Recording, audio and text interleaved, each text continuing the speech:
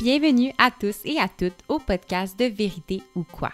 Je m'appelle Myriam Baudry, je suis nutritionniste et doctorante en nutrition.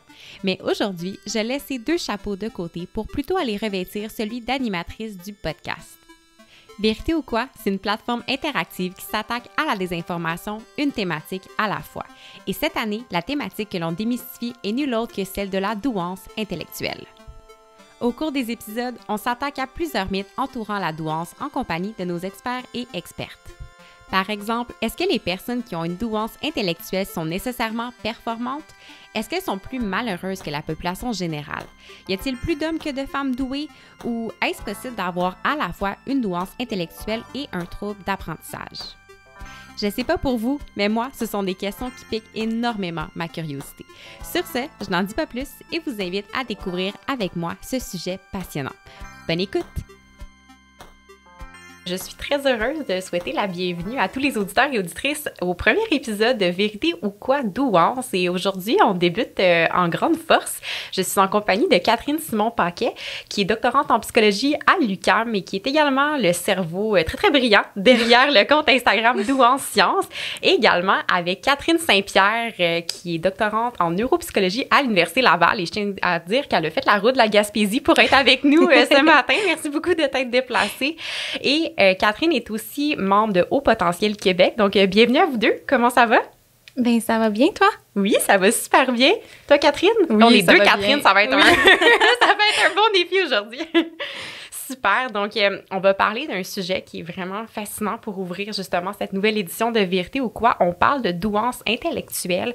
Puis aujourd'hui, ensemble, on va venir un peu répondre aux grandes questions, je pense, de base. Puis je suis vraiment contente parce qu'on a deux expertises très complémentaires. Catherine Simon en psycho et toi, Catherine Saint-Pierre en neuropsychologie. Donc, pour débuter, je pense qu'il y a peut-être... la connaissance générale est peut-être pas claire entre la différence entre quelqu'un qui fait de la recherche en psychologie et un neuropsychologue. Donc, Catherine, toi qui fais justement ton doctorat dans ce domaine-là, qu'est-ce que c'est la neuropsychologie? Puis, c'est quoi le rôle d'un neuropsychologue? Oui, bien en fait, la neuropsychologie, c'est vraiment comme la relation entre le cerveau puis le comportement. Fait que, par exemple, là, c'est vraiment l'évaluation des fonctions cognitives. Quand je dis fonctions cognitives, on parle attention, mémoire, raisonnement, fonctions exécutives. Donc, vraiment, comment on fonctionne au quotidien. Puis, on fait le lien avec, justement, qu'est-ce que la personne fait dans sa vie de tous les jours. Donc, ça ressemble un petit peu à ça, là. Super. Donc, je vais vous dire un peu un aspect fonctionnel, justement, par rapport à l'attention, la mémoire et tout ça. C'est super intéressant. Puis, toi, Catherine, qui fait de la recherche en psychologie, c'est quoi le rôle d'une chercheuse en psychologie? Mais il y a plusieurs domaines, mais moi, je me spécialise particulièrement en psychologie du développement humain et en psychologie de l'éducation. Donc, je regarde comment les gens évoluent à travers le temps. Puis, on regarde beaucoup de facteurs, par exemple, dans l'environnement, la famille, l'école, différentes activités qui vont influencer, si on veut, le développement d'une personne à travers le temps. Puis, c'est plus de se poser des questions théoriques parfois, puis de faire... Super, c'est vraiment intéressant. Puis, je suis curieuse, mettons pour toi, Catherine, de quelle manière est-ce que les connaissances en neuropsychologie vont venir complémenter la recherche que tu fais? Puis après, je vais te relancer la question à toi aussi, vice-versa. On parle beaucoup d'interdisciplinarité, puis j'ai l'impression que dans le cas de la douance, puis on va en parler justement, il y a vraiment une connexion importante entre les deux. Donc, toi, justement, qu'est-ce que la neuropsychologie va venir apporter de plus à ton travail de chercheuse? Mais je pense que c'est complémentaire dans le sens où, si je pense plus, disons, à la clinique, quand je discute avec mes amies cliniciennes comme Catherine, on dirait que ça me fascine beaucoup parce qu'elle a des questionnements qui sont un peu différents des miens. T'sais, on n'a comme pas nécessairement les mêmes façons de réfléchir aux différentes questions. Comme souvent, mes amis ont des questionnements plus terrain. Quand on voit qu'un enfant a des manifestations de la douance, qu'est-ce que je fais avec ça? Mais là, un petit peu moins peut-être en neuropsy, là, mais comme disons en milieu scolaire, ça arrive souvent. C'est ça, on essaye de faire des ponts entre différentes perspectives d'une même situation, je pense. Oui. Puis toi, Catherine, en neuropsycho, qu'est-ce que justement l'aspect de la recherche en psychologie va venir apporter à ton domaine? Oui, bien en fait, moi, je suis vraiment, en plus avec les enfants, je suis en neuropsychologie développementale. Donc, c'est certain que, tu sais, quand on regarde, justement, quand on fait des évaluations neuropsychologiques avec des enfants, bien, je veux dire, toutes ces fonctions cognitives-là dont je parlais, attention, mémoire, tout ça, ça se développe aussi. Puis nous, ce qu'on cherche à voir, c'est est-ce qu'il y a, dans le fond, tu sais, c'est quoi un peu le paysage cognitif de l'enfant? Donc, c'est quoi ses forces? Puis c'est quoi qui est plus difficile pour lui? Puis comment on peut venir mettre des choses en place pour que ce qui est plus difficile pour lui, ça le soit moins? moins. Puis aussi, éventuellement, étant donné justement que c'est développemental puis qu'on évolue, peut-être que l'enfant va rattraper ses difficultés puis va revenir là, à un niveau de fonctionnement là, qui est habituel. Donc, je le vois un petit peu dans ce sens-là où on va se servir de ce qu'on connaît du développement de l'enfant pour parler un petit peu de ce qu'on pense qui pourrait s'améliorer, qu'est-ce qu'on peut mettre en place. Oui, donc je pense que les deux champs d'expertise se complètent énormément. Puis j'aime, Catherine, ce que tu as dit, tu sais, l'aspect justement, je trouve que c'est précieux d'avoir les questionnements des cliniciens qui sont sur le terrain parce qu'ultimement, en recherche, on essaie de venir répondre à ces questions-là. Puis la clinique va venir apporter des questions à la recherche aussi. Donc c'est vraiment une belle complémentarité. Puis on l'a un petit peu touché. Puis là, j'aimerais ça qu'on plonge un peu plus là-dedans. Il semble y avoir différentes visions de ce que c'est la douance. Donc, la douance n'est pas totalement vue de la même manière en neuropsychologie ou dans le milieu scolaire. Donc, est-ce que vous pourriez me parler un petit peu justement de ces différentes visions-là? Quelles sont autant leurs similarités que leurs différences? Donc, je ne sais pas si une de vous deux a envie de sauter d'abord. C'est bon. Ben, tu sais, moi, je vais plus parler un petit peu de l'aspect neuropsychologique ou psychométrique là, de la douance. Puis, je pense que Catherine pourra nous parler un peu plus là, de l'aspect scolaire aussi. Puis, dans le fond, ce qu'on voit vraiment, tu sais, comment on conçoit la douance intellectuelle en neuropsychologie, c'est vraiment en fait que c'est un mode de raisonnement ou un mode de fonctionnement intellectuel. Donc, par exemple, si je compare... je vais donner un exemple qui n'est pas avec l'intelligence, là, mais par exemple, si on pense à la vitesse de course, admettons. Ben, quand on regarde, on a à peu près, admettons que je mettrais 100 personnes dans une course, puis je leur dirais, bien, allez-y, courez, faites de votre mieux. Ben, on a tout le temps un peloton un peu qui se crée au milieu, c'est-à-dire qu'on a, des gens qui courent dans la moyenne, c'est une vitesse moyenne, qui est la majorité des personnes. Puis c'est sûr que, en avant aussi, on a des personnes qui courent vraiment plus vite. Pour eux, c'est très facile. Fait qu'on a les premiers de la course. Puis derrière, on a des personnes qui courent moins vite, des fois qui ont même, des limitations qui font en sorte qu'ils peuvent pas courir, comme les autres personnes, donc qui ont plus de difficultés. Puis les habiletés, dans le fond, ils se distribuent un petit peu toujours comme ça là, dans la population. Comme on a la vitesse de course, mais on a aussi la taille, il y a toutes sortes de choses. Puis le fonctionnement intellectuel ou l'intelligence, ben ça en fait partie. Donc, on a des gens qui fonctionnent dans la moyenne, c'est-à-dire qui ont des habiletés de raisonnement, un petit peu comme la plupart des gens. Puis, on a à un autre bout de la courbe, là, dans le fond, des personnes qui ont un trouble de développement intellectuel, ce qu'on appelait autrefois déficience intellectuelle, donc qui ont des difficultés sur le plan du raisonnement, du jugement, de la compréhension.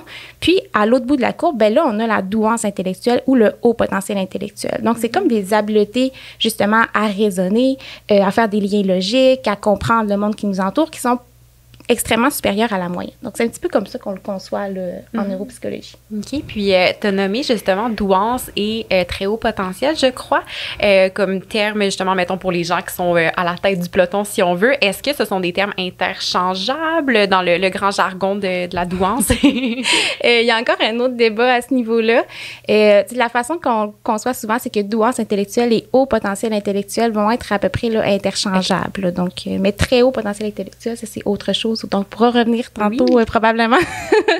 Absolument. Puis, Catherine, toi, justement, la douance, je pense justement quand tu parlais que tu fais plus de la recherche au niveau du développement et tout ça, puis ce qui peut se passer en milieu scolaire. Catherine Saint-Pierre, c'est drôle, je m'habitue encore à parler des deux Catherine, parler justement plus de l'aspect au niveau de la neuropsychologie, puis en milieu scolaire, quelle est la vision de la douance? Mais je pense que Catherine Saint-Pierre pourrait compléter ma réponse.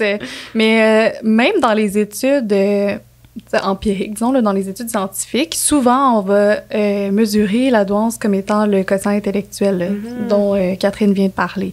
Donc, c'est sûr que la définition qui fait consensus, c'est vraiment l'intelligence, là, le haut potentiel intellectuel. Donc, il y a des neuropsychologues aussi dans les écoles là, qui peuvent faire des évaluations et tout. C'est juste qu'au Québec, en ce moment, les ressources sont quand même limitées. Là, on ne peut pas faire passer une évaluation neuropsychologique à tous les enfants dont on soupçonne une douance.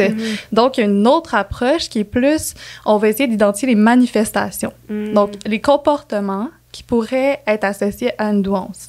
Mais ces comportements-là, c'est super important de dire qu'ils ne sont pas distinctifs. Donc, c'est pas « Ah, t'as une grande curiosité, c'est sûr que c'est de la douance ». C'est pas tout à fait ça. C'est plus comme « OK, on voit qu'il y a une grande curiosité, une grande créativité, un grand engagement envers la tâche, comme une grande motivation, quelqu'un qui est passionné, qui va atteindre l'état de flow, de complètement se perdre dans sa tâche, d'être tellement intéressé, des aptitudes quand même au-dessus de la moyenne, mais qui sont peut-être pas aussi intenses qu'être en tête de peloton, comme dans le 2%, disons, supérieur. On va avoir une vision un peu plus d'identifier ces manifestations-là chez certains enfants, puis ensuite de les accommoder. Donc, si l'enfant apprend très, très vite, qui est curieux, qui est motivé, on pourrait lui donner un projet personnel, tu sais, qui est comme en lien avec ses intérêts. Oui, puis le quotient intellectuel, je pense que c'est un terme que peut-être la majorité des gens connaissent, mais même pour moi, je me souviens plus comment c'est mesuré, comment ça fonctionne, juste puisque j'ai l'impression que ce concept-là va revenir souvent. Donc, pour tous se mettre à niveau, le quotient intellectuel, en gros, qu'est-ce que c'est? Comment on mesure ça? Oui, bien en fait, le quotient intellectuel, là, c'est vraiment une espèce de facteur cognitif général, si on peut dire. Donc, tu sais, les gens, pas moi, là, mais il y a des gens bien avant moi qui ont fait plein d'analyses statistiques, puis tout ça, puis qui ont permis de déterminer, dans le fond, c'était quoi les tâches là, qui permettaient de mieux évaluer notre capacité à raisonner, justement, puis à faire des jugements, comme je parlais tantôt, à s'adapter à notre environnement, puis on déterminait un ensemble de tâches. Quand tu les mets ensemble, ça représente à peu près notre potentiel cognitif global. Donc, le quotient intellectuel, c'est un peu ça que ça représente. C'est vraiment un potentiel cognitif général, mais tu sais, encore là, c'est qu'ils se sont rendus compte, en fait, que quand tu es bon dans un certain domaine cognitif, souvent, tu es bon dans les autres. Donc là, ils ont bâti là, leur quotient intellectuel là-dessus. Ça fait comme une espèce de score général, mais évidemment, ça, c'est comme en moyenne. C'est pas le cas pour toutes les personnes. Donc, après ça, ils sont un peu plus intéressés aussi à regarder, bien, c'est quoi un petit peu qui est plus important dans nos habiletés cognitives, qui permet le plus, justement, de s'adapter à notre environnement puis d'avoir des comportements qu'on dit intelligents. Puis, à ce niveau-là, bien, c'est là qu'ils ont compris que c'était plus les habiletés, justement, de raisonnement, c'est-à-dire toute notre capacité à faire des liens logiques entre certaines choses, à être capable d'abstraction, de comprendre là, des aspects plus figuratifs de l'expérience, de s'adapter rapidement, de voir les choses sous différents angles. Fait que c'est vraiment, ça a été centré un peu plus là-dessus. Puis c'est ce qui contribue le plus, dans le fond, à la mesure là, du quotient intellectuel comme on l'a aujourd'hui. Mais il y a aussi d'autres habiletés cognitives qui entrent en jeu, là, c'est-à-dire tout ce qui est capacité à manipuler plusieurs choses dans notre tête, la vitesse à laquelle on traite l'information, c'est super important pour s'adapter rapidement à notre environnement. Donc, c'est un peu un mélange de tout ça, là, le quotient intellectuel. Super. Oh mon Dieu, ça regroupe tellement, tellement de choses. Puis, question peut-être un peu naïve, mais je sais qu'on peut le trouver en ligne. On pourrait faire des petits tests pour calculer notre quotient intellectuel. Là, je me doute que c'est peut-être pas l'outil le plus valide, mais qui peut justement passer des tests pour déterminer le quotient intellectuel d'une personne? Puis après, on refera le lien avec la douance. Donc, justement, qui est formé pour calculer ça? Oui. Bien, je peux peut-être ajouter qu'au Québec, il n'y a pas un acte réservé pour évaluer la douance en général. T'sais, ensuite, pour faire des diagnostics psychologiques, ça prend une accréditation là, d'être psychologue, neuropsy, médecin. Mais il reste que c'est légal, entre guillemets, d'évaluer des douances sans être un professionnel de la santé. Puis c'est là que moi, je trouve qu'on doit comme avertir la population, là, parce que ça prend vraiment plus qu'un test. Catherine pourra ajouter là-dessus, là, mais tu sais, c'est comme la neuropsychologie, c'est tellement plus global que faire passer un test, puis prendre le chiffre, puis dire ça à la personne. C'est bien plus compliqué que ça, puis c'est pour ça aussi que c'est très coûteux là, au Québec d'avoir une évaluation. Ouais, puis vas-y. Parce que, tu sais, oui, on parle de quotient intellectuel, puis de, tu sais, le bout de la courbe, un peu, si on peut dire, puis l'extrême du fonctionnement intellectuel, mais dans les faits, tu sais, le neuropsychologue, il fait pas juste prendre le test de QI, il regarde le score, puis voilà, ça dit si t'as une douance intellectuelle ou pas. C'est vraiment pas ça. Puis je pense que c'est quand même un mythe, comme quoi nous, les neuropsychologues, on est comme un peu des passeux de tests, puis on fait juste regarder le score, puis ça nous dit est-ce que la personne, tu sais, a une douance ou pas. Mais dans la réalité, tu sais, ce score-là, il nous dit rien tout seul. Il faut vraiment le mettre en relation avec tout ce qu'on connaît de la personne, de son histoire de vie, de son environnement, puis aussi de comment elle fonctionne dans les autres habiletés cognitives, puis on l'interprète à la lumière de tout ça, puis des interactions entre les différentes fonctions cognitives.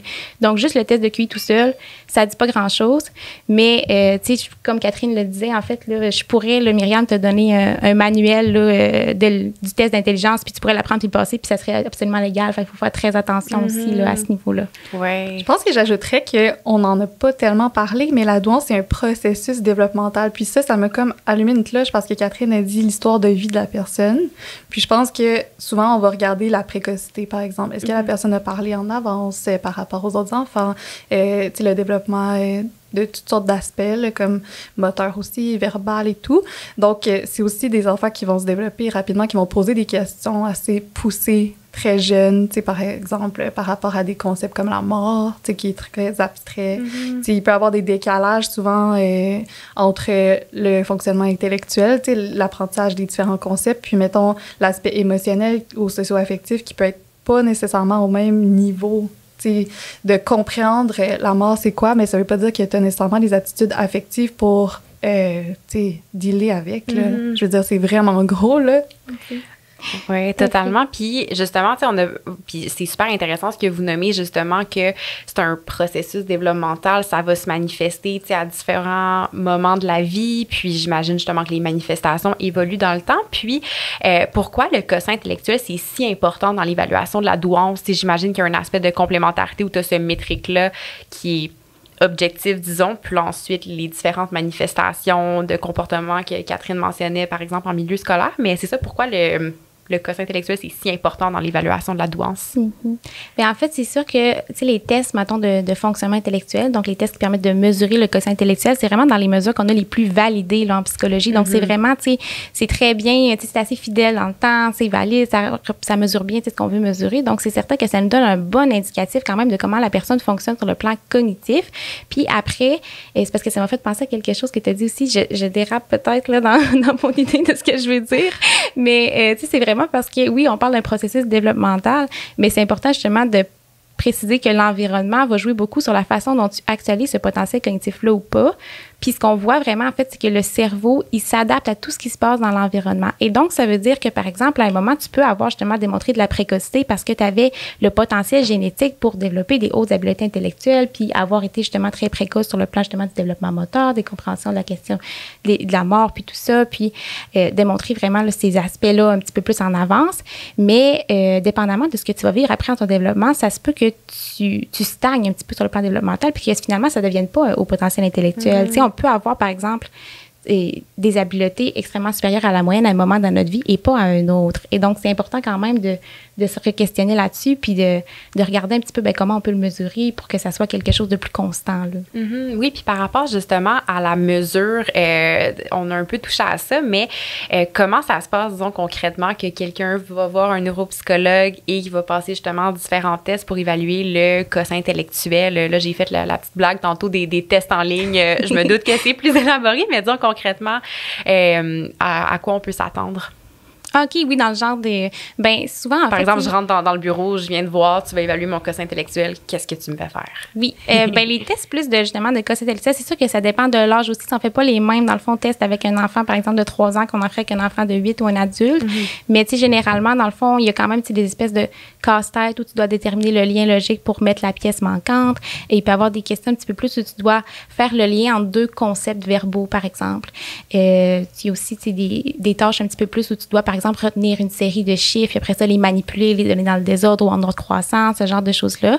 Mais c'est sûr que nous, les neuropsychologues, on ne fait pas juste évaluer le fonctionnement intellectuel, fait qu'on va aller voir aussi, par exemple, comment tu fonctionnes sur le plan, justement, de ta capacité à mémoriser, à apprendre des informations, de ton style, justement, de traitement de l'information, tu sais, tout ce qui est plus attention, comment tu fonctionnes quand il y a plusieurs sources d'informations en même temps, tu es capable d'en tenir compte. Puis on met ça un petit peu à la lumière de tout ça, mais ça ressemble pas nécessairement aux tests qu'on fait sur Internet, non. Non.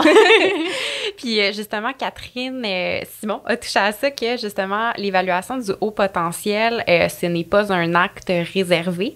Puis vous avez soulevé des points qui sont importants justement de faire attention parce qu'il peut y avoir de la désinformation, peut-être des pseudo-experts qui prétendent pouvoir évaluer le potentiel intellectuel. Si vous aviez, mettons, je sais pas là, 3 conseils ou 3 red flags à identifier pour peut-être un parent ou une personne justement qui est un peu nouveau dans ce domaine-là pour être orienté vers une personne qui est adéquatement formée pour évaluer son haut potentiel. Donc ça, ou justement, quels seraient des red flags si, disons, tu vas voir quelqu'un puis là, elle se met à te sortir certaines affaires qui devraient tout de suite allumer une cloche de comme, OK, non, ça, je suis pas à la bonne place pour me faire évaluer présentement.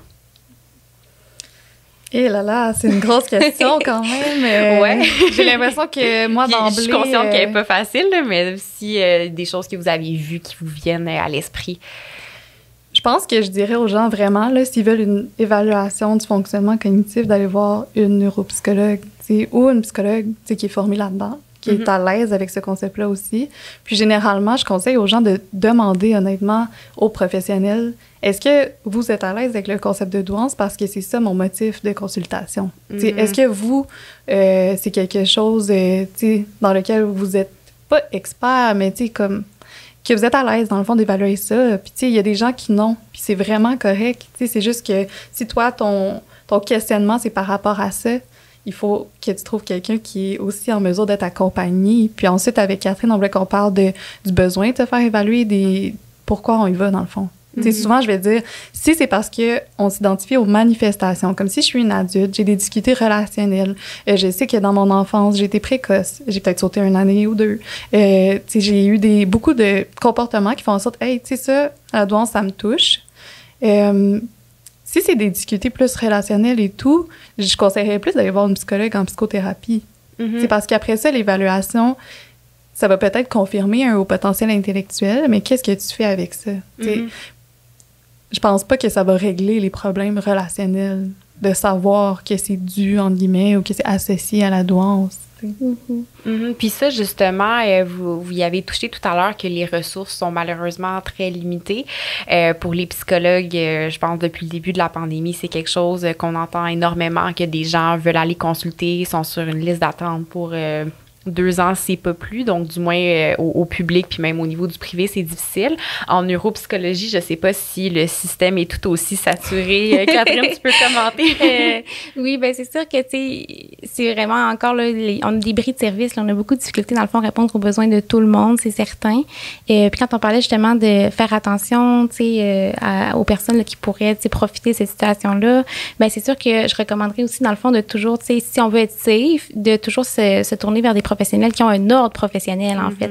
Donc, par exemple, tu sais, je pourrais penser, tu sais, justement, sur le site de l'Ordre des psychologues, bien, on peut faire une recherche, puis on peut, comme tu disais, dans le fond, aller regarder si la personne est vraiment, tu sais, elle a une expertise, un peu, si on peut dire, en douance, puis on peut cocher le motif douance, puis on va voir la liste de professionnels, dans le fond, près de notre région, qui peuvent faire des évaluations de douance, qui sont à l'aise avec ça. Puis après ça, est-ce qu'ils ont de la disponibilité présentement? C'est ça l'enjeu un peu plus. Puis, je pense que c'est peut-être pas nécessairement bien connu aussi, mais il y a des neuropsychologues là, dans le réseau public aussi. Puis des psychologues dans le réseau public. C'est sûr que, bon, comme on sait, c'est très difficile d'y avoir accès, mais je veux dire, quand on a des bris de fonctionnement ou qu'on soupçonne un trouble neurodéveloppemental, par exemple un TDAH, un trouble du spectre de l'autisme, ce genre de choses-là, bien, on a accès à ces services-là gratuitement. Donc, c'est sûr que tu sais, je conseille aux parents de d'abord s'informer qu'est-ce qu'il y a aussi comme ressource là, qui est gratuite, auquel ils pourraient avoir accès, là, plutôt que de dépenser quand même là, une quantité assez importante de sous là, pour faire l'évaluation, là, s'ils peuvent déjà y avoir accès par le biais là, du réseau de la santé et des services sociaux. Oui, c'est super intéressant. Puis pour revenir justement au concept de est-ce que, mettons que je soupçonne qu'il y a quelque chose, quel est le besoin que je ressens à aller me faire évaluer? Est-ce que je vais aller en neuropsychologie confirmer si oui ou non il y a un haut potentiel intellectuel, ou je vais aller vers un psychologue pour adresser justement peut-être les bris de fonctionnement comme tu as mentionné qui peuvent entourer ça? Quel genre de questions les gens peuvent se poser justement pour être capable de faire un choix éclairé quant à, bon, est-ce que je continue ma vie comme si pas comme si de rien n'était, mais juste avec ce que j'ai, ou si, OK, là, je m'en vais voir un neuropsychologue, je fais une évaluation pour confirmer si oui ou non il y a quelque chose. Donc, disons que quelqu'un soupçonne qu'il y a peut-être quelque chose au niveau de la douance qui se trame, quelles questions vous lui poseriez pour l'aider à s'orienter? Bien, c'est sûr que, tu sais, la façon que je le conçois, puis la façon que les neuropsychologues en général le conçoivent, c'est qu'une évaluation neuropsychologique, ça peut être utile surtout quand tu as des bris de fonctionnement justement dans différentes sphères de ta vie. Donc, si tu as de la difficulté à fonctionner, par exemple, à l'école ou dans le milieu scolaire, ou si, par exemple, tu as beaucoup de difficultés dans à fonctionner, par exemple, dans ton milieu familial, à t'organiser, s'il y a des choses aussi qui se passent au plan personnel, tu vis une détresse importante, puis que tu as des manifestations de certains troubles neurodéveloppementaux, bien là, c'est certain que là, on conseille d'une évaluation, puis là, ça prendrait une importance plus grande. Par contre, si tu n'as pas nécessairement de difficultés associées à ça, par exemple, tu peux te questionner à savoir si tu as justement une douance, ben peut-être là, que justement, si le besoin, c'est de mieux se connaître simplement, peut-être que l'évaluation neuropsychologique t'apportera pas nécessairement ce que tu recherches non plus. Peut-être que là, la psychothérapie s'avère être une option, dans le fond, qui va t'amener à cheminer un peu plus.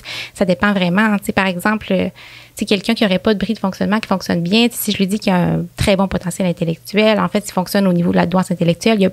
Son profil est plutôt au même niveau dans toutes les habiletés cognitives. Après, qu'est-ce qu'on fait avec ça? Il n'y a pas nécessairement de recommandations à mettre en place ou de choses qu'on peut faire pour pallier à ces difficultés. Il fonctionnait déjà bien. Donc, dans ce cas-là, peut-être que le besoin, c'est plus d'aller en psychothérapie, justement. Oui. Puis, tu sais, j'essaie d'imaginer, mettons, quelqu'un qui qui soupçonne peut-être avoir une douance, puis qui là me dit, OK, mon Dieu, tel moment dans ma vie, quand j'étais au primaire, que je finissais toujours avant tout le monde, ou au secondaire, quand je m'ennuyais, je lisais mon livre en dessous de la table. Ah, ça serait peut-être parce que justement, j'avais une douance. Puis si la personne va se faire évaluer, puis disons que son quotient intellectuel, finalement, fait pas le cut-off ou qu'il est pas justement dans le 2%, est-ce que ça peut amener justement, l'évaluation peut venir faire plus de tort ou venir invalider la personne alors que pourtant ce qu'elle vit au quotidien est tout à fait vrai? Je sais pas si ma question est claire, mais je comprends bien. Ben, je peux commencer, puis Catherine, tu pourras compléter. Mais, tu sais, comme on parlait tantôt, justement, que notre cerveau s'adapte très bien à l'environnement, ben ça se peut que si on t'avait évalué, par exemple, à l'âge là, de 7 ans ou 8 ans, ben que ça aurait ressorti là, au niveau du très haut potentiel intellectuel, mais que pour diverses raisons dans ta vie, il peut y avoir toutes sortes de raisons, d'événements que tu peux vivre ou de difficultés ou cognitives que tu peux développer, ben ce potentiel-là, dans le fond, tu sais, il s'est ramené un peu plus vers la moyenne, ça se peut. Ça invalide pas du tout ce qui s'est produit dans ton développement auparavant. Puis je pense que c'est important de le mettre en relation aussi, que ça veut pas dire que tu avais une mauvaise interprétation de toi-même, mais c'est sûr que ça peut amener une grande souffrance quand on identifie, en fait, quand on relie notre vécu à cette étiquette-là de douance intellectuelle, puis qu'on explique nos différents comportements, puis notre vécu par ça. Puis ça peut un petit peu nous mettre dans une case qui est un peu difficile à sortir, et si cette case-là ne correspond pas, ben la personne peut vivre une grande détresse, là. Oui, je pense que c'est tous des aspects super importants. Puis il y a aussi des gens qui se sentent seuls, en fait. Tu sais, de voir qu'il y a d'autres personnes qui ont un vécu similaire, ça peut être suffisant, entre guillemets, de se sentir plus comme on fait partie d'un groupe plus large. Tu sais, dans le fond, je suis pas toute seule à avoir vécu ça. Parfois, ça provoque comme un choc aux gens qui ont l'impression d'être comme vraiment les seuls à avoir vécu des événements qui sont peut-être des fois plus difficiles ou pas du tout, tu sais, mais juste différents. Parce que, comme on dit souvent dans les podcasts et tout, les gens qui sont doués intellectuellement, la majorité vont super bien. Tu sais, s'adaptent super bien. Puis ça, c'est une autre affaire à laquelle j'ai pensé. Il y a des gens qui veulent aller en psychothérapie et qui n'ont pas de problème. Puis, je pense que c'est vraiment valable. Puis, un des traits de personnalité qui est associé à la douance intellectuelle, c'est l'ouverture à l'expérience. Puis, on sait qu'il y a des gens, justement, qui sont comme ouverts aux différentes expériences, vont peut-être avoir plus tendance à consulter en psychothérapie pour aussi explorer ça avec quelqu'un, avoir de l'aide pour explorer son vécu, son histoire, mieux comprendre. Donc, la psychothérapie, ça peut être un cadre vraiment intéressant pour ça. Alors que peut-être que la neuropsychologie, c'est plus justement de voir est-ce qu'il y a un autre trouble qui pourrait être associé. Je pense beaucoup à la double exceptionnalité, puis sans doute que les gens qui nous écoutent en ont entendu parler. Là, je sais pas si tu en disais un mot. Oui, ben dans le fond, la double exceptionnalité, c'est quand on a un haut potentiel intellectuel, mais qu'on a aussi un autre trouble, là, par exemple, de santé mentale ou trouble neurodéveloppemental. Donc, par exemple, on peut penser à quelqu'un qui présente un haut potentiel intellectuel, mais qui aurait un trouble déficit de l'attention avec hyperactivité, ou qui aurait, par exemple, un trouble développemental à la coordination, ou différentes là, conditions. Donc, c'est certain que là, ça vient avec des défis parce que on a... comment je pourrais expliquer ça? On a, par exemple, des pics très hauts d'habileté dans certains domaines cognitifs, mais on a aussi des difficultés très grandes. Puis de réconcilier les deux, ça peut être difficile aussi pour la personne qui se dit, mais tu sais, qui a de la difficulté à comprendre ça. Quand on met ça en relief durant l'évaluation, bien là, on dirait qu'il y a un nouvel éclairage qui se produit aussi, puis la personne arrive à mieux comprendre son fonctionnement. Donc, c'est certain que, tu sais, dans l'évaluation en neuropsychologie, ça ne sert pas juste non plus à arriver avec finalement le diagnostic final. En fait, c'est pas toujours à viser diagnostic, puisqu'on essaie vraiment plus de faire, c'est de déterminer quelles sont les forces de la personne sur le plan cognitif, puis ce qui est plus difficile. Et donc, s'il y a vraiment des choses qui sont plus difficiles, là, on peut mettre des moyens en place pour l'aider. Et c'est plus à ça que ça sert finalement l'évaluation. Mais si la personne n'éprouve pas de difficulté nécessairement cognitive, on va peut-être avoir de la difficulté là, à mettre en place quelque chose qui pourrait l'aider. Et c'est là que finalement, comme on disait, la psychothérapie, c'est vraiment plus gagnant. Là. Mais dans le cas de la double exceptionnalité, pour pouvoir identifier ça et bien comprendre et mettre des mots aussi sur ce que la personne vit, pouvoir mettre des choses en place pour l'aider, là, ça devient important d'avoir une évaluation là, en neuropsychologie. Oui, c'est super intéressant. Puis, je glisse un petit mot que justement, la double exceptionnalité, ça va faire l'objet d'un épisode entier. Là, donc, si ça a piqué votre curiosité, allez voir quelques épisodes plus bas. On en discute aussi. Donc, c'est super intéressant tout ce que vous avez apporté. Puis, je vais corrigez-moi si mon interprétation est pas tout à fait juste, mais de ce que j'entends, ce que je retiens essentiellement, l'évaluation en neuropsychologie va être pertinente justement s'il y a un bris de fonctionnement ou est-ce qu'on suspecte qu'il y a peut-être la douance, mais aussi quelque chose d'autre pour venir bien identifier les besoins de la personne, la diriger vers les bonnes ressources, alors que la psychothérapie, en fait, les deux peuvent être pertinents, mais disons quelqu'un qui hésite entre les deux, la psychothérapie va être pertinente justement pour venir peut-être plus adresser des questions identitaires, émotionnelles, relationnelles. Donc, les deux vont remplir certains besoins. Puis, la personne, j'imagine, de faire l'exercice, d'essayer d'évaluer c'est quoi son besoin en ce moment, va l'aider à choisir un professionnel ou un autre. Puis j'ajouterais aussi qu'il y a quand même des situations, mettons, c'est ça, des circonstances situationnelles qui font en sorte que tu pourrais, par exemple, te diriger vers une évaluation, même si tu n'as pas nécessairement de bris de fonctionnement. Par exemple, je pense à des paradigmes, mettons, d'entrée précoce à l'école, à la maternelle ou d'accélération scolaire. Parfois, on va vouloir vérifier est-ce que la personne a vraiment les capacités cognitives pour sauter 1 ou même 2 niveaux. Puis regarder aussi au niveau de son adaptation, de son fonctionnement socio-affectif, des autres domaines cognitifs, comment ça se passe pour s'assurer qu'elle vive, en tout cas, la transition qui va être la plus facile possible. Donc, ça se peut aussi que la personne fonctionne très bien, mais qu'on décide d'aller vers une évaluation pour d'autres motifs là, qui sont aussi pertinents. Là. Ou je pense aussi à des situations, bon, là, on n'en a pas beaucoup parlé. On ne connaît pas beaucoup de choses sur le très haut potentiel intellectuel. Oui, bien, c'est la prochaine question que je m'en vais parce que là, on l'a mentionné, puis là, je me suis dit, on va définir ça aussi. Donc, c'est quoi le très haut potentiel intellectuel par rapport au haut potentiel intellectuel? Oui, bien, en fait, le très haut potentiel intellectuel, si on considère là, que dans le fond, la douance, ça touche environ là, 2 % de la population. Le très haut potentiel intellectuel, là, ça serait, si je me souviens bien, Catherine, est-ce que c'est 2 personnes sur 1000? Oui, c'est vraiment... Je pense que oui. Je ne sais pas le chiffre exact, mais c'est comme très, très, très, très rare. Oui, c'est ça, c'est beaucoup plus rare. Puis en fait, ce qu'il faut concevoir, c'est que... ça fonctionne un petit peu dans le fond. Par exemple, là, on a les personnes qui sont dans la moyenne, mais après ça, on a des personnes qui sont dans la moyenne élevée. Après ça, on a le haut potentiel intellectuel. Puis là, après ça, c'est comme une distance autant égale là, pour le très haut potentiel intellectuel. Donc, c'est des personnes qui ont un fonctionnement intellectuel qui se démarque quand même significativement des personnes qui ont un haut potentiel intellectuel.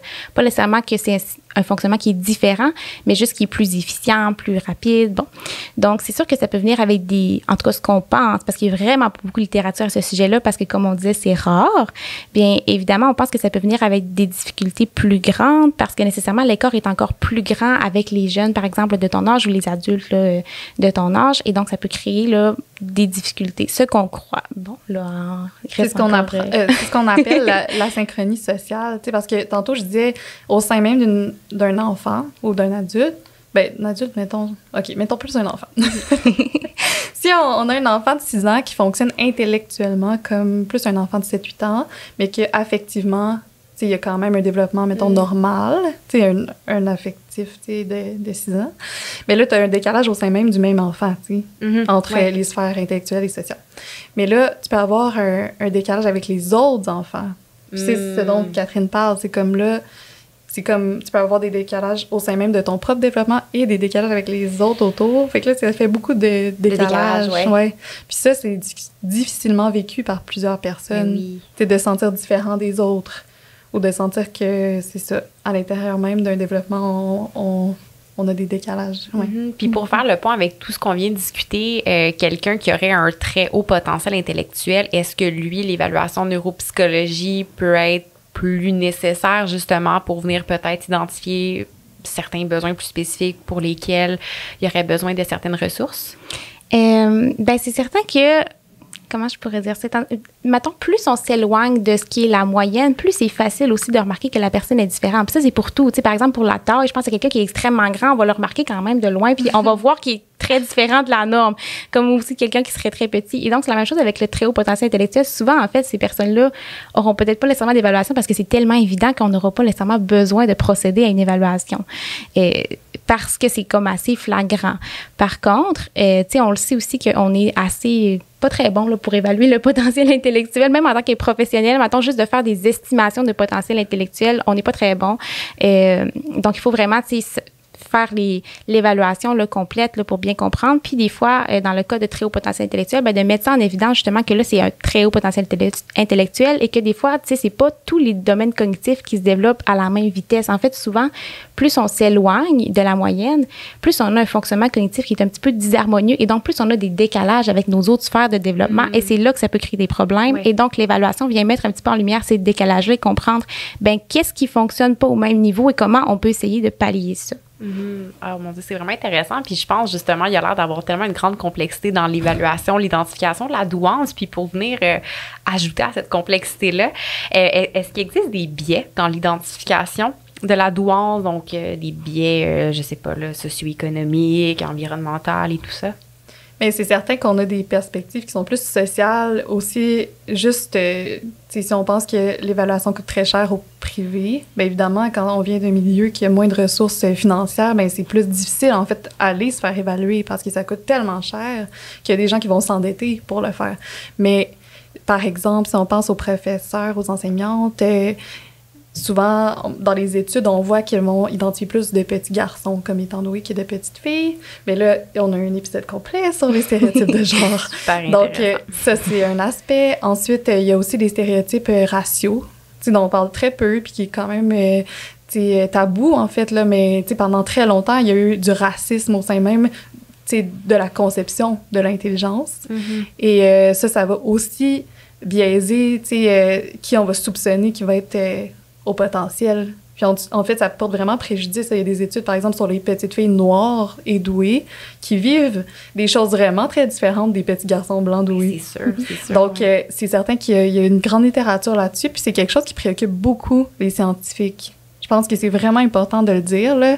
On ne sait pas comment, on dirait, pallier à ces biais-là, ces stéréotypes-là. Ouais. Puis on ne veut pas perpétuer sans cesse ces mêmes iniquités. Ouais. Il y a comme une grosse partie des scientifiques en ce moment qui sont comme, on veut régler ce problème-là, on ne sait pas comment, mais on travaille là-dessus. Oui, ton dernier commentaire devance la prochaine question que j'avais de, soyons 3 femmes optimistes qui veulent changer le monde. Comment est-ce qu'on peut remédier à ces biais-là? Catherine, tu mentionnes justement que c'est très préoccupant et que c'est complexe. Est-ce qu'on a quand même certaines pistes de réflexion ou des stratégies qui peuvent être mises en place pour remédier à ces biais-là dans l'identification de la douance? Mais moi, c'est sûr que je vais plaider pour ma paroisse, comme on dit, mais de s'informer sur la douance, je pense que déjà, c'est un bon pas. De savoir qu'on a ces biais-là, de savoir qu'il y a des stéréotypes qui existent, de savoir que oui, les petites filles, il y en a autant, mettons, qui sont douées qu'il y a des petits garçons, ensuite, c'est sûr que de fournir de l'enrichissement au plus grand nombre, je pense que c'est vraiment une piste intéressante. Si on pense juste aux activités parascolaires, parfois, ça coûte très, très cher.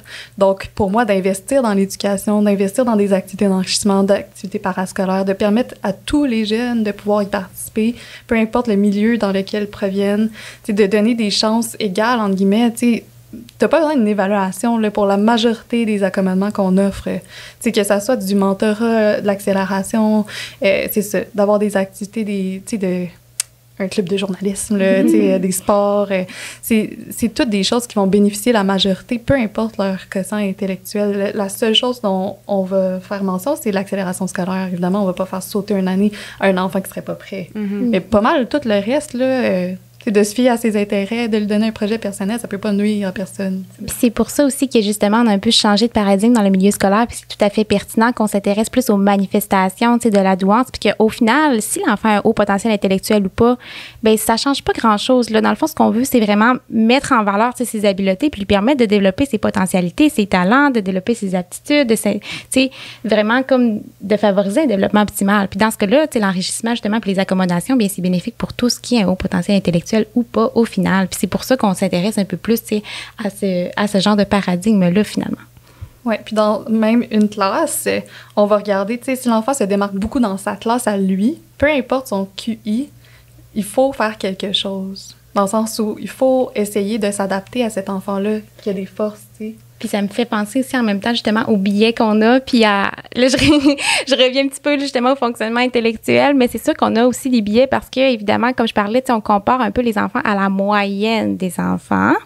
Puis dépendamment du milieu dans lequel tu vis, la moyenne c'est pas nécessairement la même chose. Là, je vais te dire quelque chose de bon, un peu stéréotypé, là, mais par exemple, là, si on pense à quelqu'un qui vient d'un milieu socio-économique plus favorisé, puis qui est, par exemple, dans une école privée, qui a beaucoup d'opportunités d'enrichissement et tout, puis qui est entouré de personnes qui fonctionnent à peu près au même niveau intellectuel, bien, probablement que les défis ne seront pas les mêmes, puis peuvent être très différents. Il va y avoir des défis quand même, mais ce ne sera pas... le décalage avec ses pairs sera probablement pas aussi grand, par exemple, si on identifie là, au potentiel intellectuel. Là. Bon.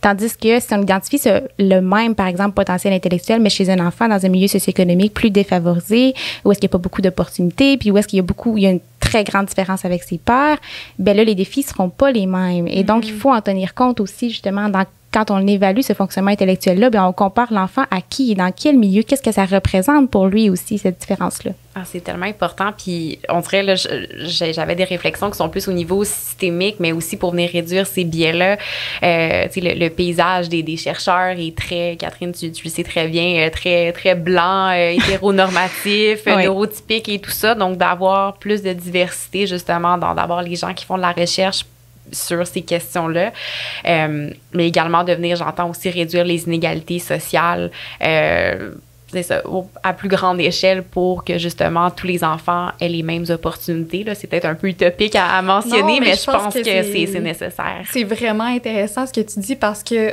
on doit prendre en compte que la douance, c'est en partie génétique, en partie innée, mais pas tout à fait. Tu sais, l'environnement joue un énorme rôle dans le développement du potentiel intellectuel. Tu sais, j'aime penser qu'on est avec une fourchette, tu sais, un genre de potentiel qu'on peut actualiser ou non, là, tu sais, comme mettons entre 100 et 120. Puis là, dans un milieu optimal, tu vas tendre plus vers le 120, puis dans un milieu vraiment difficile, tu vas tendre plus vers le 100 parce que tu as moins d'opportunités de développer tes habiletés.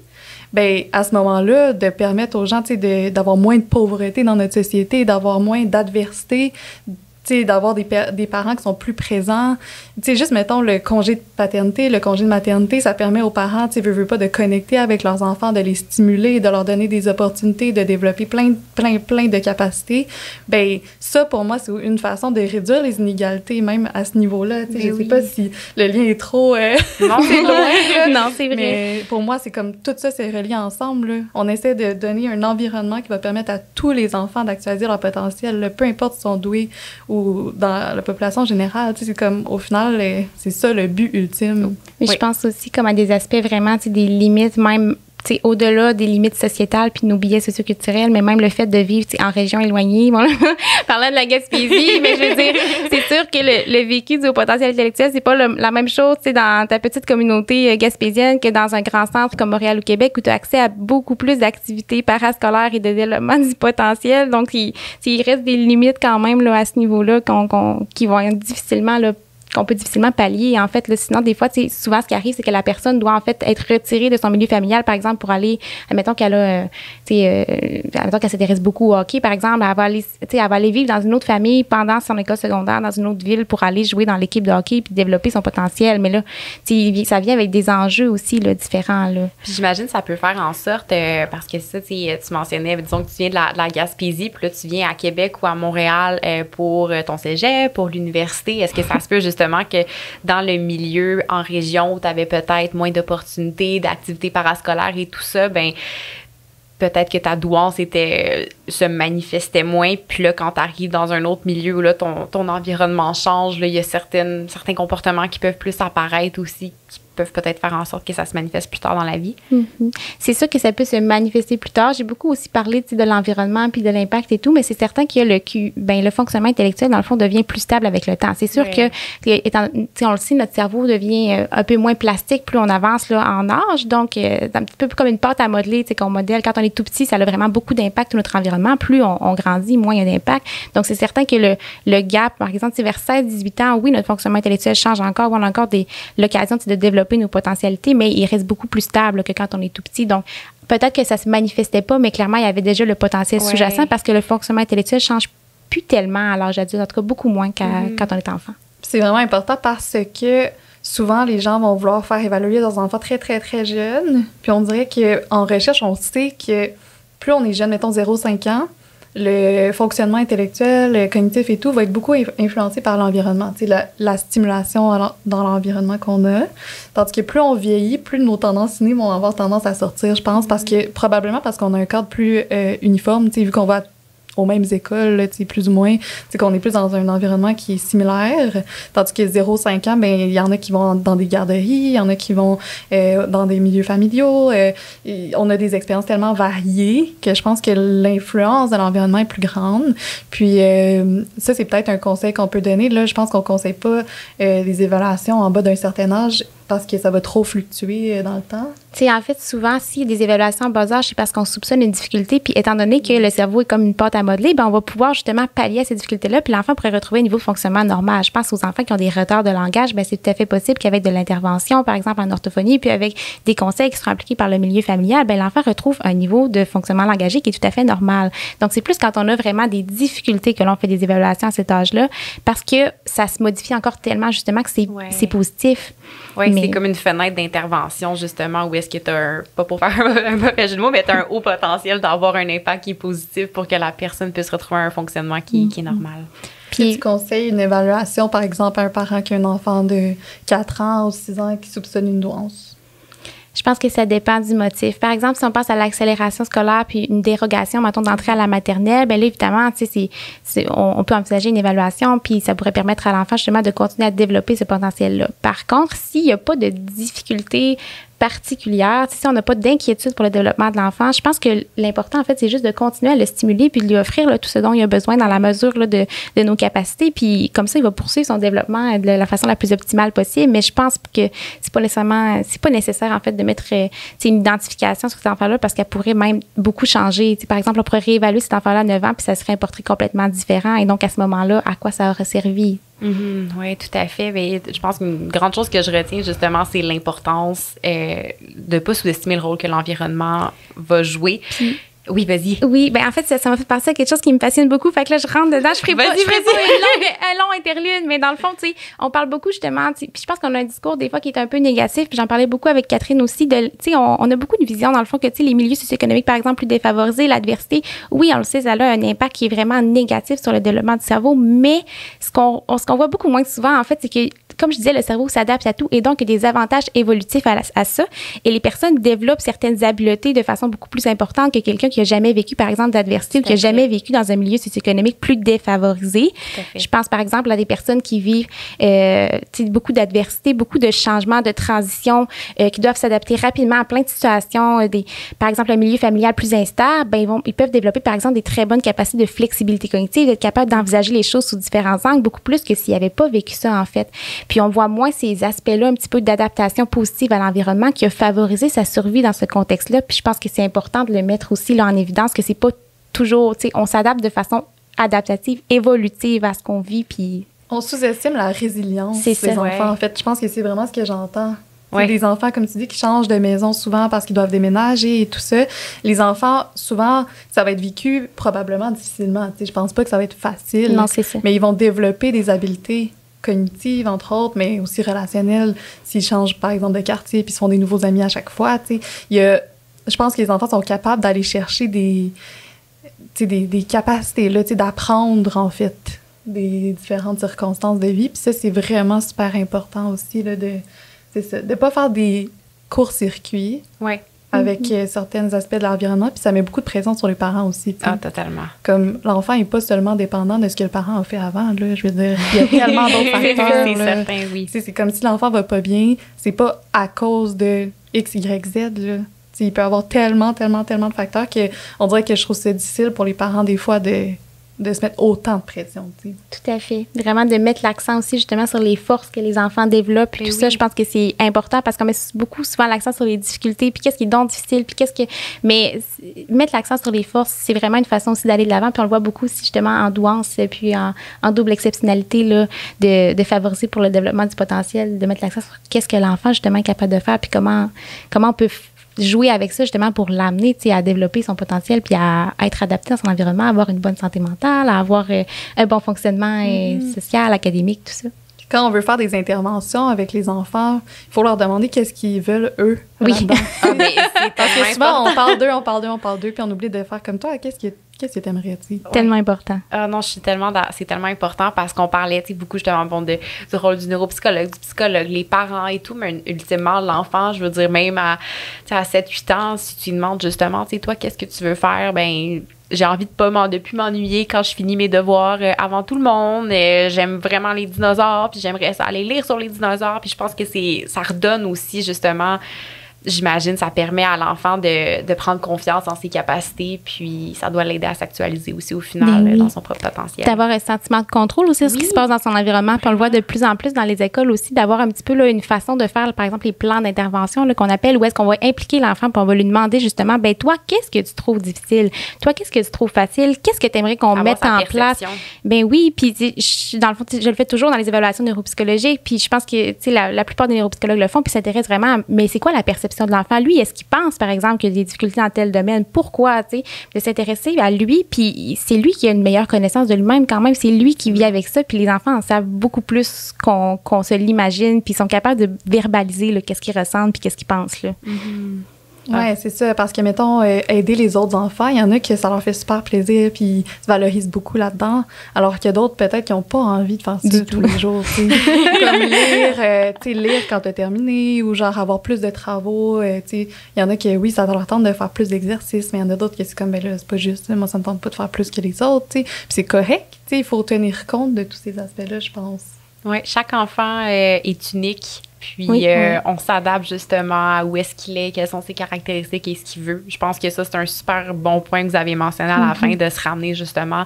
On veut le bien-être de l'enfant, mais je pense que ça, pour être capable d'y arriver, ça passe par savoir, lui, ce qui est important pour Chez lui. l'adulte aussi. Ah, totalement. On parle de l'enfant, mais c'est à se poser les mêmes questions, sauf que là, on peut se le faire pour nous-mêmes, Qu'est-ce que moi, je veux vraiment? C'est quoi mes forces à moi? Comment je peux actualiser ça? Donc, quand on parlait justement de l'identification du haut potentiel, je fais comme une boucle. On parlait justement de cette importance-là, de chaque être humain est unique, en fait. Donc, l'étiquette, en fait, de haut potentiel intellectuel, de douance intellectuelle, elle t'apprend elle te donne des connaissances sur une partie de ton fonctionnement. Mais après ça, chaque être humain est unique, puis le haut potentiel, c'est tellement différent pour chaque personne qu'il n'y a pas de recette toute faite. Ça ne veut pas dire que parce que tu as un haut potentiel intellectuel, voici ce qu'on doit mettre en place pour toi et voici ce qu'on va faire. Même chose pour, en fait, la neurodiversité. Quand tu as un TDAH, dépendamment de tout plein d'autres facteurs, on ne mettra pas les mêmes interventions en place. Puis je pense que c'est un peu ça qu'il essaie de dire aussi, c'est-à-dire que la psychothérapie va nous amener justement à mieux se comprendre sur d'autres aspects, puis à mettre en place qu'est-ce qu'on croit qui est mieux pour nous. Puis l'évaluation neuropsychologique peut amener un éclairage sur d'autres choses, plus au niveau du profil cognitif, qui va aussi nous permettre de mettre en place des choses dans notre environnement là, qui vont favoriser notre fonctionnement, là, dépendamment de notre profil unique un peu. Oui, j'aime vraiment ça. C'est super intéressant. Puis on vient de couvrir, c'est ça, un bon segment justement sur tout ce qui est l'identification, le rôle des différents professionnels. Puis on l'a mentionné, je pense, ici et là en cours de discussion, mais quelles sont les caractéristiques personnelles qui sont fréquemment observées chez les personnes qui vivent avec une douance? Je pense qu'on a nommé des exemples, mais mettons qu'on résume ça ensemble, Catherine ou l'autre Catherine. Je me rends compte que c'est pas utile de nommer une Catherine, mais... je peux commencer, mettons, chez l'adulte. Ce qu'on voit dans les études, c'est qu'il y a un fort sens, par exemple, un besoin d'avoir du sens. Fait que ça fait beaucoup de mêmes mots, là, mais c'est ça, comme... C'est très, très important. Mais ça aussi, je tiens à dire qu'en psychologie positive, on le voit chez tout le monde, là, je veux dire, la majorité des gens ont besoin de trouver un sens à leur vie. Mm-hmm. Ça a l'air comme exacerbé, chez les personnes avec un HPI. Puis, c'est comme souvent associé à leur satisfaction de vie. Il faut qu'ils trouvent un sens à leur travail. Et donc, on va mettre le fait qu'on a un épisode sur la vie professionnelle et la douance. OK, oui, on a pensé à tout. La générativité, c'est quelque chose qui sort beaucoup, comme chez les personnes douées. Ça leur permet de donner du sens. Puis ça, c'est comme de donner à la prochaine génération. Fait qu'on va voir que pour plusieurs personnes qui ont un haut potentiel, mettons, d'enseigner à une prochaine génération, ou d'avoir des enfants, ou de garder des enfants proches, d'être dans leur vie, ça les nourrit, en fait. Mm-hmm. Mais encore une fois, c'est quelque chose que tout le monde peut appliquer. C'est pas comme distinctif. On va pas dire à cause de ça, j'ai une douance. Ouais. Pour les enfants, je sais pas si c'était d'autres caractéristiques, mettons. Oui, ben en fait, ce qu'on se rend compte beaucoup, c'est que justement, il n'y a pas de liste toute faite de manifestations là, de la douance intellectuelle. Donc, c'est certain que ça devient difficile un peu de baser là, notre identification là-dessus. C'est sûr qu'il y a un peu plus de caractéristiques mettons, qu'on associe un peu plus fréquemment là, au potentiel intellectuel. Par exemple, si on pense justement à la créativité, à toutes ces questions-là, un peu plus la recherche de sens, le quête d'existence, qui peuvent venir même plus précocement aussi. Par contre, il y a aussi la créativité, la façon de voir les choses sous différents angles, d'avoir des productions originales, ingénieuses. Mais c'est certain, encore une fois, que c'est des caractéristiques qu'on peut retrouver chez tout le monde. Puis comme je disais, en fait, le haut potentiel intellectuel, il colore un petit peu tout le reste de ton fonctionnement puis de ta personnalité, mais c'est pas juste comme, mettons, tu as une douance et donc voici ton identité. En fait, c'est juste comme quelque chose qui va colorer un petit peu comment tu entres en relation puis comment tu fonctionnes, mais ça détermine pas l'ensemble de ta personnalité, ce qui fait en sorte que des personnes avec un haut potentiel intellectuel, ben ils peuvent avoir toutes sortes de manifestations extrêmement différentes puis avoir quand même un haut potentiel intellectuel. C'est juste que ça va venir un petit peu colorer leurs interactions, là. Mm-hmm.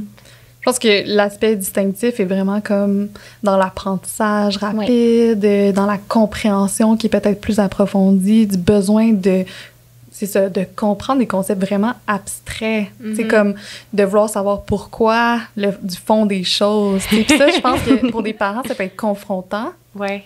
Tu sais, de dire à un enfant, ben tu dois te coucher à 8 heures. Puis là, c'est comme, ben pourquoi? Puis de vraiment creuser. Puis là, ensuite, il y en a qui vont faire ça pour repousser le moment du coucher. Oui, oui. Mais, je veux dire, comme, tu sais, de se faire demander des questions vraiment profondes sur beaucoup, beaucoup, beaucoup de sujets constamment, je pense que ça peut être un petit peu confrontant parfois. Mais c'est comme, je sais pas, j'ai l'impression que c'est vraiment un besoin. Puis même dans le milieu scolaire, tu sais. Ouais, cette facilité-là à faire des liens, puis aussi justement d'aller au fond des choses. Fait que là, le pourquoi amène à un autre pourquoi après. Puis le pourquoi, parce qu'on même, tu sais, je veux dire, oui, après ça, on a des règles puis des normes sociales qui font en sorte que, bon, tu dois te coucher à telle heure et blablabla pour telle raison, parce que tu dois être enfant, mais pourquoi je dois, tu sais, fait que ça finit jamais. Dans le fond, il y a toujours une quête de sens derrière ça. Et donc, c'est ça qui peut venir un peu plus difficile aussi, là, dans certaines situations, là. Quelque chose que j'avais déjà entendu aussi dans les caractéristiques qui peuvent se représenter, puis vous pourrez me dire c'est vrai et le commenter, mais le sens de la justice est quelque chose qui semble être plus développé au présent chez les personnes douées. Est-ce que c'est le cas? Mais moi, ce que j'ai lu, c'est qu'il y a un développement moral qui est précoce. Okay. Ça veut dire que, mettons, le sens moral va se développer avant les autres du même âge, mettons. Donc, c'est peut-être pour ça qu'on associe ça au sentiment de justice qui est très fort, mais c'est pas distinctif, là. La majorité des êtres humains ont besoin de justice, tu comprends? Quand on voit une injustice, c'est pas tellement le fun. Mais c'est ça va se développer avant. C'est un peu dans cette compréhension-là, justement, que les enfants plus jeunes ont... Tu sais, oui, il va y avoir des périodes de contestation, mais habituellement, tu sais, vont quand même... T'sais, si c'est ça la règle, par exemple, quand on a un certain stade moral, c'est ça la règle, c'est ça la règle. Mais les enfants qui ont un potentiel intellectuel, étant donné qu'il y a quand même une précocité sur le plan du développement, bien nécessairement, ils vont se mettre à contester la règle. Puis ils vont comprendre, par exemple, que dans certaines situations, la règle peut s'appliquer d'une certaine façon, mais pas dans une autre. Et donc là, ça mène à plus de questionnements puis de revendications. Mais après ça, tu sais, c'est comme justement, comme Catherine le disait, ça se développe plus rapidement. Mais les autres enfants vont aussi, là, pour la grande majorité, atteindre ce stade-là, mais plus tard, tu sais, dans leur développement. Puis chaque être humain a besoin de justice, là. Et inversement, aussi, il y a des enfants qui vont comme atténuer les manifestations, par exemple leurs revendications et tout ça, pour être acceptés par leur père, pour être aimés par leurs parents, pour être aimés par leur enseignante. Donc ça, c'est un autre aspect qui peut contribuer au biais là, dont on parlait, parce que on voit dans les études que les petits garçons vont avoir tendance à être plus contestataires, puis probablement que c'est socialisé parce qu'on le tolère plus. Ouais. Mais les petites filles vont avoir plus tendance à développer des symptômes anxieux, déprimés, tu sais. Donc ça se voit moins, tu sais. Les gens vont au moins repérer qu'ils étaient anxieux et dépressifs. Ouais. Fait que je pense que c'est peut-être pour ça aussi que les adultes autour vont être comme « Ah, ces petits garçons-là, ils contestent à terre, ils posent des questions, ils s'expriment beaucoup finalement. Tandis qu'une petite fille qui va avoir une douance, qui va ressentir ça à l'intérieur, mais qui va pas l'exprimer, on va peut-être être moins porté à douter que cette petite fille-là a une douance intellectuelle. Oui, puis tu as mentionné justement que, disons, pour les jeunes filles, ça peut se manifester plus par de la déprime, de l'anxiété et tout ça. Puis vous nommez aussi beaucoup justement la recherche de sens, de tout le temps se questionner, vouloir aller au fond des choses. Puis, est-ce que ça peut faire en sorte que les personnes douées sont plus malheureuses ou on va avoir peut-être une plus grande tendance à être malheureux ou peut-être plus tomber dans des spirales négatives justement quand on est tout le temps justement en questionnement à comprendre ce qui se passe autour de nous, à voir peut-être plus les incohérences et tout ça? Je pense que ce qu'on tente d'exprimer, en fait, c'est que si on masque un petit peu cet aspect-là de nous-mêmes, puis qu'on est davantage dans le camouflage de notre potentiel intellectuel ou de nos performances académiques ou ce genre de choses-là, bien là, ça peut amener, par exemple, de la détresse parce qu'on essaie d'éliminer un pan de nous-mêmes, puis donc on est comme en dissonance avec nous. Donc là, c'est sûr que ça peut en amener plus, mais en général, ce qu'on voit, c'est que les personnes avec une douance intellectuelle sont pas plus malheureuses et même ils ont davantage, souvent un bien-être plus élevé, sont plus adaptés socialement, puis ils ont moins de troubles de santé mentale. Là, c'est une moyenne, évidemment. Ça ne représente pas chaque être humain individuel, mais en général, c'est pas du tout un facteur de risque, c'est même un facteur de protection, la douance intellectuelle. Oui, c'est ça, c'est vraiment important de le mentionner. Puis, il y a comme d'autres aspects aussi qui sont souvent confondus avec la douance. Puis ça, c'est quelque chose qui m'intéresse beaucoup. Mais souvent, les gens vont confondre la douance et l'hypersensibilité. Puis c'est deux concepts qui sont très différents. Mais la haute sensibilité, on sait que ça, c'est associé au névrotisme, à l'anxiété, à la dépression, tendance à avoir des émotions plus négatives. Mais j'aime pas ce terme désagréable, c'est ça. Donc après, je pense qu'on confond beaucoup de choses avec la douance, mais en recherche, on est comme pas rendu encore à départager qu'est-ce qui est quoi. Puis dans l'épisode avec le professeur Mathieu Pilon, lui en parle aussi. Là, donc c'est ça qui est comme vraiment central. C'est ça qui vous a le plus interpellé dans cet épisode-ci. C'est sûr que l'autre épisode, vous allez triper. Je trouve qu'on a fait, c'était pas prévu, mais on a fait comme un bon travail de marketing pour les autres épisodes. C'est intéressant, ils vont savoir où se diriger après. Oui, puis pour faire un peu le lien justement avec, tu mentionnais l'hypersensibilité et tout ça, ou tu sais, même le bien-être en général, est-ce que les personnes vivant avec une douance au niveau de l'intelligence émotionnelle, est-ce qu'elle va être plus développée? Parce que comme Catherine disait souvent, certaines manifestations vont colorer d'autres sphères de la vie de la personne. Donc, est-ce que justement, ça s'applique aussi à l'intelligence émotionnelle? C'est un sujet que j'adore. Donc, tu sais, l'intelligence émotionnelle, c'est controversé quand même dans la littérature scientifique. Tu sais, moi, je préfère dire des compétences émotionnelles parce que ça s'apprend. Puis justement, si on définit de base, j'ai comme lancé intelligence émotionnelle, quand on nomme ça, de quoi on parle? Ou de compétences? On va d'habitude parler de ce que l'autre Catherine, en neuropsychologie, la cognition sociale. Mais c'est comme, mettons, identifier les émotions. Fait que là, dans une étude, on pourrait montrer des visages puis dire c'est quoi l'émotion. Fait que est-ce que ça, c'est de la tristesse, c'est de la colère, il est content, il est apeuré. Puis là, on voit à quel point les personnes sont compétentes, là. Ils ont des habiletés pour identifier les émotions. Ça, c'est élevé, là. C'est plus élevé chez les personnes avec un haut potentiel intellectuel. Tu sais, le fait d'utiliser une émotion, comme je sais que je suis triste, donc je dois faire telle action. Je sais que je suis en colère, donc je dois m'autoréguler. Ça aussi, c'est très élevé chez eux. Identifier les émotions chez soi aussi, c'est élevé. Fait que tout ce qui est cognitif, donc tout ce qui est de comprendre les émotions, de les repérer, c'est plus fort chez les personnes qui ont une haute intelligence. Ce qui est plus controversé, c'est ce qu'on appelle l'intelligence émotionnelle trait. Fait que c'est comme un trait de personnalité, genre de ressentir des émotions dans des situations précises. Ça, c'est plus flou. On n'est pas certain encore, souvent on trouve pas de différence, mais c'est moins cognitif. T'sais, on est moins dans notre tête. De voir, Myriam, je pense qu'elle est triste, ça c'est très intellectuel. Là. C'est pas je ressens que Myriam est triste. Tu comprends? C'est comme la nuance, elle est là. Je pense que c'est pour ça que ça m'intéresse autant, parce que c'est un domaine que je trouve qu'il faut creuser aussi pour départager qu'est-ce qui est de l'ordre de l'intellectuel, de la compréhension dans ma tête, du ressenti à l'intérieur de mon corps, tu sais. Tout à fait. Puis là, je sais pas si je rentre dans quelque chose qui est trop grand, mais c'est quelque chose qu'on a beaucoup parlé, moi puis Catherine aussi. Il y a quand même des interactions entre cet aspect-là de haute sensibilité à ce qui se passe autour de nous, puis le développement du potentiel intellectuel. C'est-à-dire que dans des conditions favorables, les personnes, par exemple, qui ont une plus haute sensibilité à ce qui se passe autour d'eux, ont plus de chances, en fait, de développer leur potentialité génétique et donc de développer un haut potentiel intellectuel. Mais ces personnes-là, dans des conditions défavorables, ont aussi plus de chances de ressentir les effets négatifs des conditions défavorables. En comparaison à des personnes qui ont un niveau de sensibilité, par exemple, moins élevé, qui, elles, vont se montrer un petit peu plus...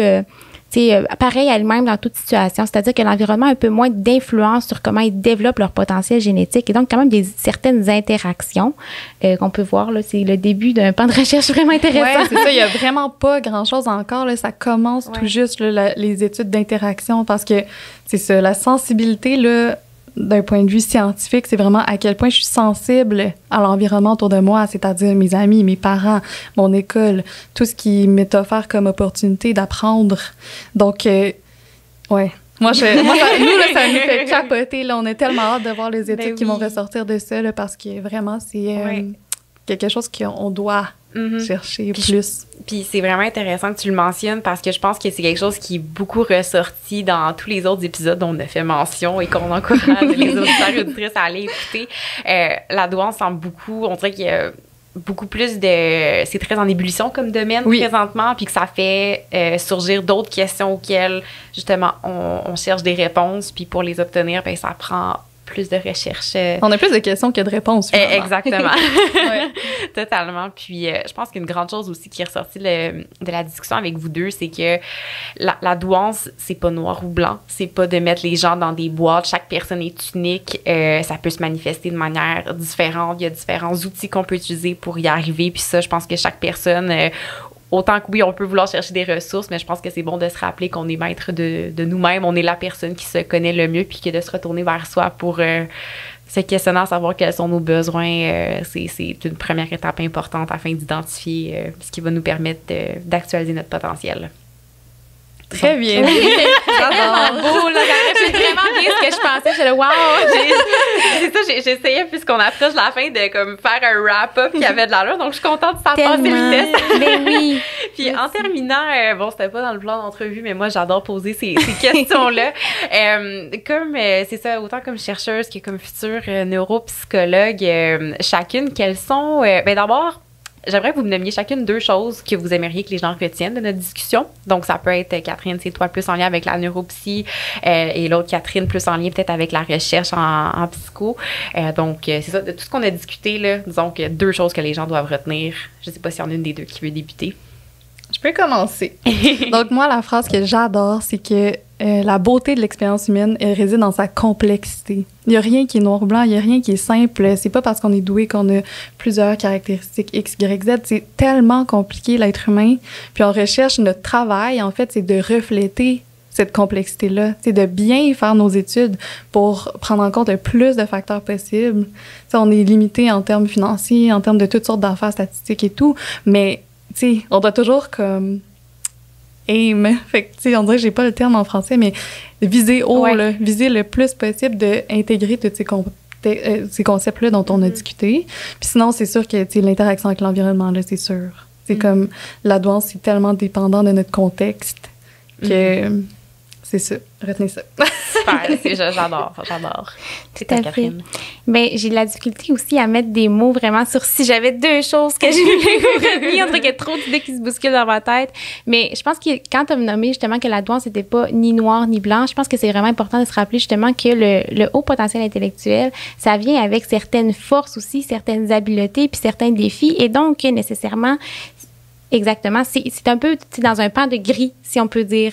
C'est pas une fatalité, c'est pas quelque chose de négatif, puis c'est pas non plus tout beau et tout rose toujours. Je pense que c'est important de juste le voir comme quelque chose une autre caractéristique qu'on connaît de nous-mêmes, puis qui vient t'aider comment justement on va entrer en interaction, puis comment on fait des apprentissages, puis de se rappeler que ça entre en interaction avec tout le reste de notre personnalité et comme Catherine le disait, avec notre environnement. Puis c'est ce qui va faire en sorte un peu la personne qu'on est, mais ça ne nous définit pas.